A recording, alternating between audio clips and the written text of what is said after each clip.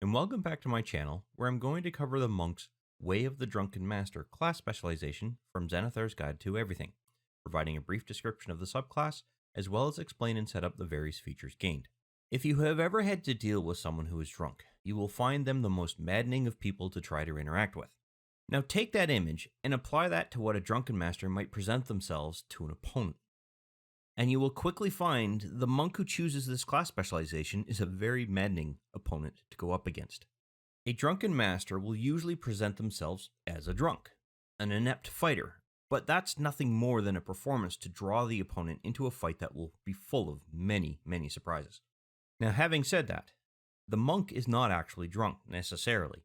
It only appears that they are, and as such, anyone fighting the monk will likely be caught unawares and have to go on the defensive. But let's move on to the class itself, and the monks are one of those classes that get to choose their class specialization at level 3, after they've gotten a good handle on how they will be fighting. So I'm going to go ahead and quickly drop our monk class into place, select the Way of the Drunken Master, and then we'll be ready to take a look at our first feature. Once the Way of the Drunken Master class specialization has been selected, you will gain access to this bonus proficiencies feature, and it gives you the ability to add proficiency to your performance skill, if your character doesn't already have it.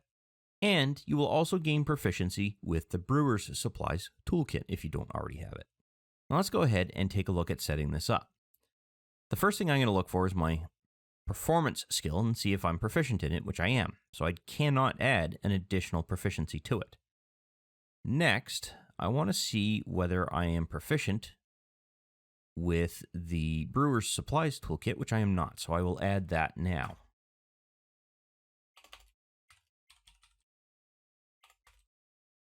Oops, I hit enter as opposed to apostrophe.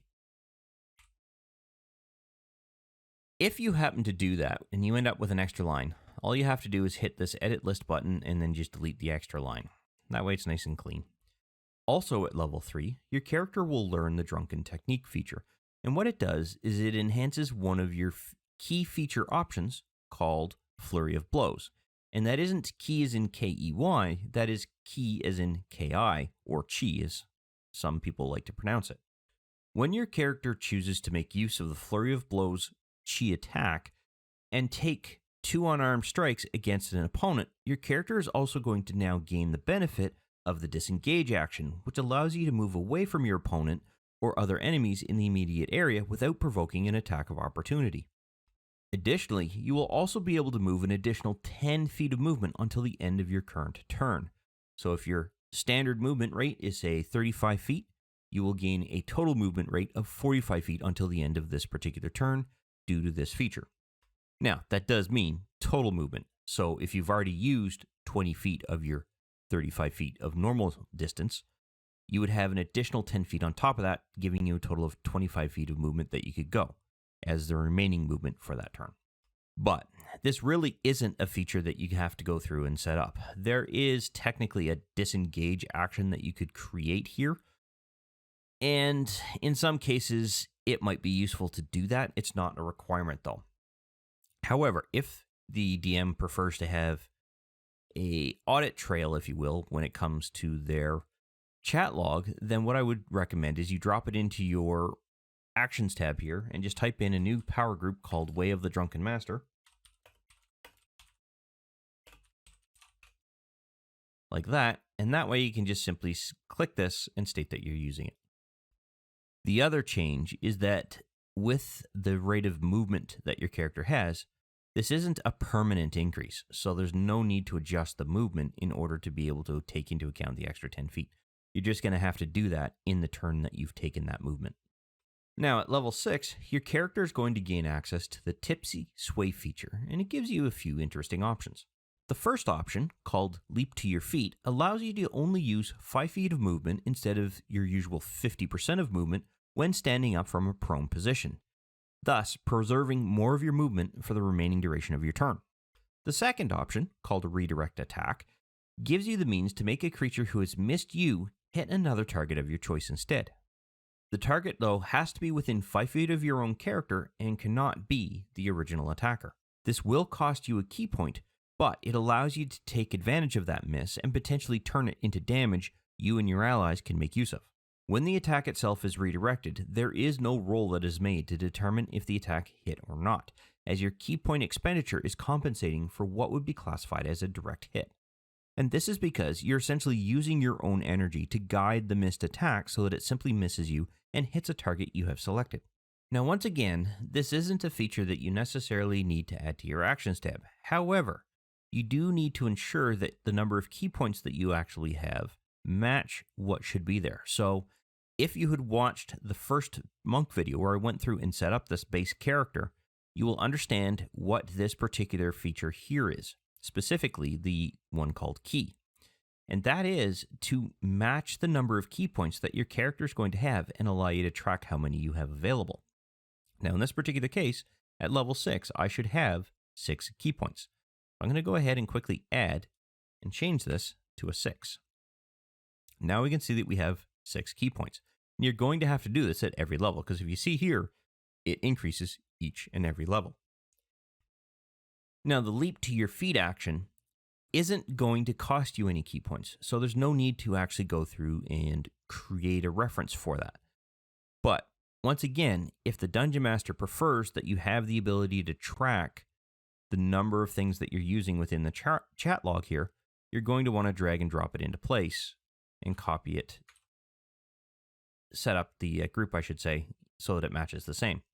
You could even go so far as to create a copy of this twice and rename one to leap to your feet and rename the other to redirect attack. That way your DM will understand exactly which of those options you're making use of, or even just put a colon after it and put in leap to your feet or redirect attack. It's entirely up to you how you want to do that. But for the purposes of this video, I don't think we need to do that. Now, at level 11, your character is going to gain access to the Drunkard's Luck feature, and it gives you the means to use 2 key points to cancel out any disadvantage on an attack roll, ability check, or saving throw that you have to make. And this one doesn't necessarily require tracking, but it should be indicated here. And that is because what you're going to do is as follows. Let's say the Dungeon Master has applied disadvantage on your next attack roll, or some form of spell has applied disadvantage on your next attack roll. You're going to burn 2 key points, indicate that you're using this, and then click the advantage button down here at the bottom. And that is going to automatically cancel out the disadvantage that has been applied to your character. Once you make your dice roll, so I'm going to do it this way just for now. Now, I didn't have disadvantage in this particular case. I could have granted myself disadvantage, but I didn't necessarily need to. That's the reason why it rolled 2 dice. So for this example, what should have happened is it should have rolled 1 dice. So give me 1 second, I will show you an exact example of that. So, as promised, I've gone ahead and set up an effect on my character inside of the combat tracker called Disattack. That means that whenever I make an attack roll, as you can see here, it will roll 2 dice. So I have a disadvantage on this roll. Now, I'm going to burn 2 key points, make use of Drunkard's Luck, click advantage, and then make my attack roll again. You will see that it will only roll 1 dice, and that's because it's canceling out the disadvantage effect. That's exactly what we want. So this is exactly how you would make use of this technique. And it also applies to things like saving throws, as well as to ability checks, such as your skill checks here.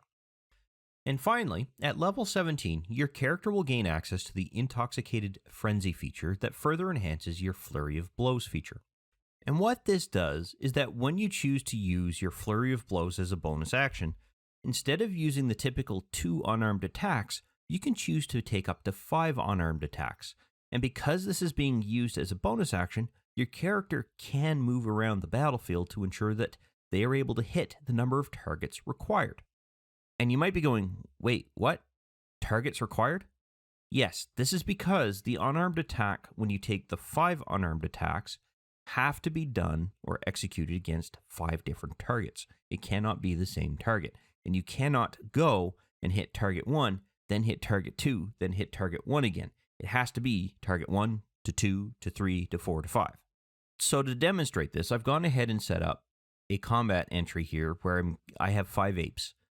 These apes are all within range of the monk themselves, depending on when and where they are located, but they're all within the movement range, if you will. when it comes to the monk. Now, to simplify things, in this particular case, ape 5 is going to be right next to the monk. Ape 4 and 3 are also going to be next to the monk, but apes 2 and 1 are going to be 10 feet away and are grouped together, so they're next to each other. That's the scenario, so that you have that picture in your head. Now, I've already got ape 5 targeted, so I'm going to go ahead and attack that ape. This is going to be a hit, so I'm going to do my damage. I'm then going to burn a key point, because if you remember, Flurry of Blows requires the use of 1 key point.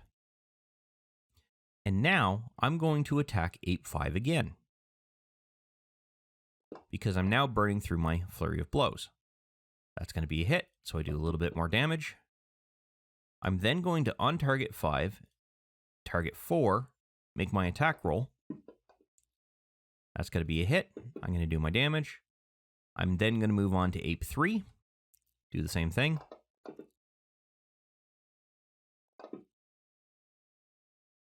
I'm then going to move on to ape 2, do the same thing. That's going to be more damage, and then finally ape 1. And that is still going to be a hit. That's pretty good that he can roll a 2 and still hit. All right, so that is one variant of this particular feature. And what I mean by that is how I had to go through and do this. There will be DMs that will require you to step through each of the creatures in order to go through and execute your Flurry of Blows with this combination. But the way that I like to play this is once you've made your initial attacks, let's say we're resetting our combat scenario, I have ape 1 targeted, I'm going to attack him. That is going to be an automatic miss. So I'm going to attack them again, second turn. There we go. Now I can go ahead and do my damage. Now what I'm going to do is burn my key point to activate Intoxicated Frenzy, and then I'm going to target all of the other apes. So I should have 1, 2, 3, 4, and 5 all targeted. I do. I can now execute 1 attack roll. It's going to roll for all 5 of those individually, and any that are hit will remain selected. And then I'm going to just roll my damage. 1 is dead, the other are now heavy. That is an excellent way to go through and do this, and it's a little bit more expedient because of the advantage we have with Fantasy Grounds. I'd be perfectly okay with a monk executing it in this particular method. Some DMs might not, so you may have to go through and step through each ape. And this really brings us to the end of what we can do with this particular character, and I find that the monk, even though it's a serious class for the player to actually go through and make use of, the Drunken Master subclass provides a little bit of levity and a few comedic moments under the right circumstances for the player to be able to bring out a little bit of fun as part of their combat fights. And some of these things can even be used socially, presenting yourself as a drunkard as part of your performance in order to fool someone into thinking you're actually drunk. So you're not necessarily just limited to that. However, this does bring us to the end of this video. I hope you found it useful and informative, and I look forward to seeing you in the next one. I wish to thank you for taking the time to watch this particular video. I hope you found it informative and useful to familiarizing yourself with Fantasy Grounds in general, and that you had fun in the process. If you found the video useful and you liked the content of the particular video, go ahead and click that like button to let me know. And if you have any questions specific to the topic covered by this particular video, or just have some comments in general, please feel free to post something in the comment section, and I will do my best to respond to any questions that are asked. Additionally, I do release content quite regularly, and it's generally specific to Fantasy Grounds or 5th edition Dungeons & Dragons at this time. So if you'd like to be notified when new videos come out, go ahead and subscribe and click the notification bell to ensure that notification is sent to you when I release a new video.